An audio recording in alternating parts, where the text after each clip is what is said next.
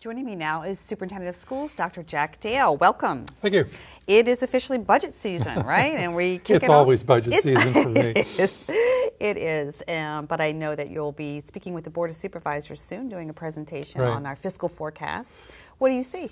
I'll go through a little bit of what I see, and the format will be us giving the Board of Supervisors our fiscal forecast, the county exec giving the county's perspective on really probably the property tax values and that sort of thing.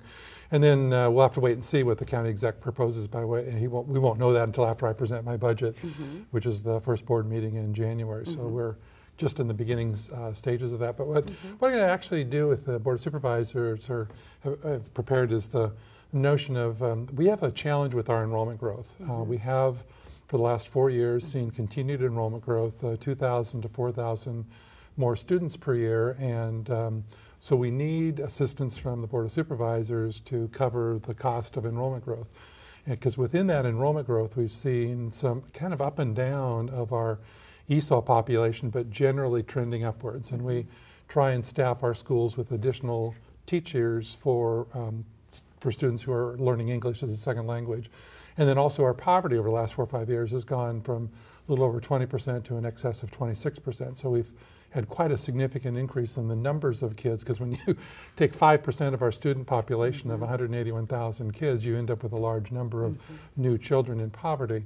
And in those classes, we also like to reduce class size so that teachers can attend to their issues. So even like next year when we're dealing with student enrollment increases, we're looking at probably another $25–30 million of additional cost just to maintain our class size ratios for regular kids, children who are living in poverty, and children who are learning English as a second language. So that's just out of the chute. And basically that means more teachers. Yeah, it really does, yeah. And that's what the bulk of our additional resources for our student enrollment growth is really the teaching profession, yes, absolutely right. What are some other challenges you see ahead? Well, the other issue is that we were fortunate enough to create what we call the VRS reserve for the Virginia retirement system, because we had, as many people know, the retirement systems across the nation were having financial difficulties, and so we're increasing the rates of contribution, and we had kind of a windfall from some of the state appropriations for that, and so we put it in a reserve, and we spent some 2 years ago, last year,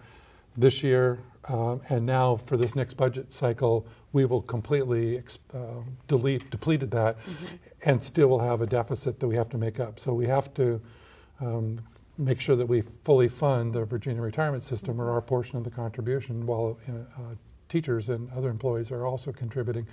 And we have this shift going on of people contributing more to the retirement system. So all of that's going to cause us to probably have to another $15 to $20 million, maybe as much as $30 million, to deal with retirement compensation issues where we have contributed to the retirement system, both our local as well as the state system. Right, and I know employees are always concerned about their own compensation. Right. Will they get a raise? Yeah. What do you think? Well, here's what the board agreed to have me put into the request that'll come out in January.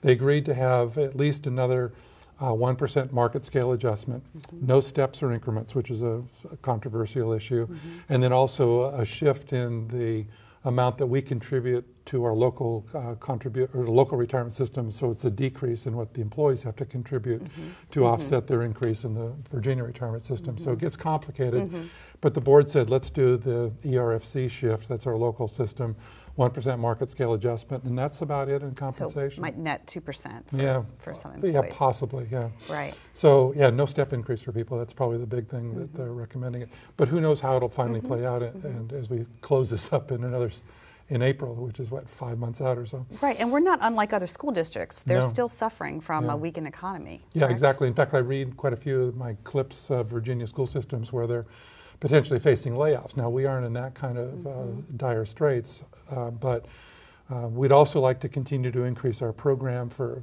like the FLES program, the foreign language for the elementary schools, add another school in each one of the clusters, continue to expand that, because one of the goals for the school board is to have all of our kids be conversant in 2 languages. Right.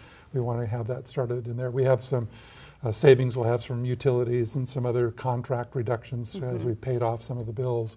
But a lot of our increases are really all that enrollment growth increase that we have no control over. So, and some healthcare increases, because that healthcare costs, even though we have a really small increase coming compared to even the county system or other private providers. We're well below those rates, but we still have another increase in healthcare costs we have to cover.